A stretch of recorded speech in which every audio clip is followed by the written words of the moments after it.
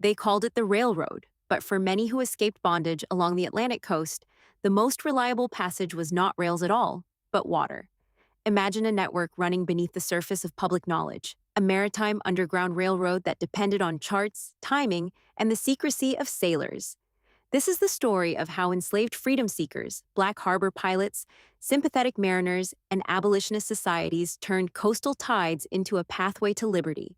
The arc begins in southern ports where the institution of slavery was most entrenched. Ships arrived and left daily commercial vessels, packet steamers, coastal sloops moving goods, and people. These crowded harbors offered cover.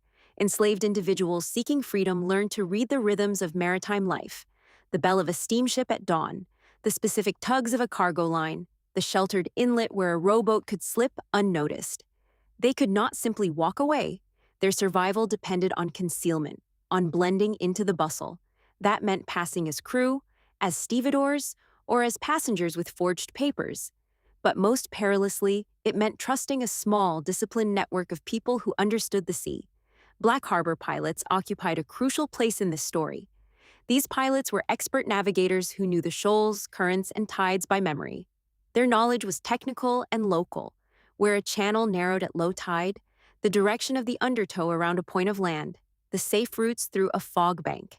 For freedom seekers, these pilots offered something more than geography. They offered routes that avoided Coast Guard patrols, hidden coves where a steamship might offload a passenger under cover of darkness, and the precise timing necessary to cross from a slaveholding shoreline into a state where laws offered some protection. Pilots often negotiated this work quietly, sometimes for pay, sometimes as an act of defiance. Their actions required calculating risk down to the minute. A misread current could mean capture or death. Nonprofit anti-slavery societies provided the organizational backbone. Abolitionist groups in port cities coordinated funds, forged documents, and maintained safe houses that extended to the water's edge. They communicated with mariners through coded language and dead drops. The societies also possessed legal knowledge: how to exploit ambiguous statutes, how to delay an arrest until a ship passed into a free state, how to petition sympathetic captains for asylum. Their role was bureaucratic, but technical too. Arranging manifests to conceal a stowaway, timing departures to align with favorable title charts, and securing affidavits that could be presented if challenged.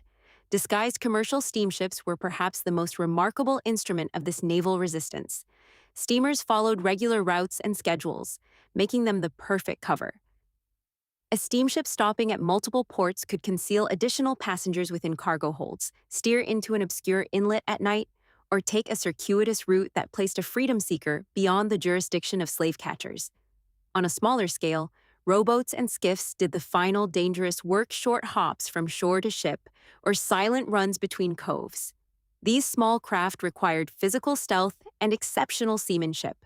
The rowers had to read waves and winds and keep absolute silence. The climax of this maritime arc arrives when these elements converge. A freed applicant slips aboard under the blind eye of a crew, guided by a pilot who times the approach with the tide, aided by abolitionists who have cleared paperwork and local legal obstacles.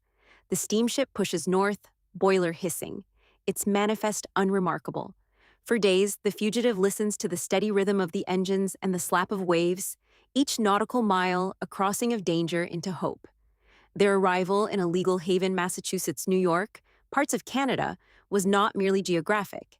It represented the triumph of technical skill applied to moral courage, an intimate knowledge of currents, machinery, and law braided with steadfast secrecy.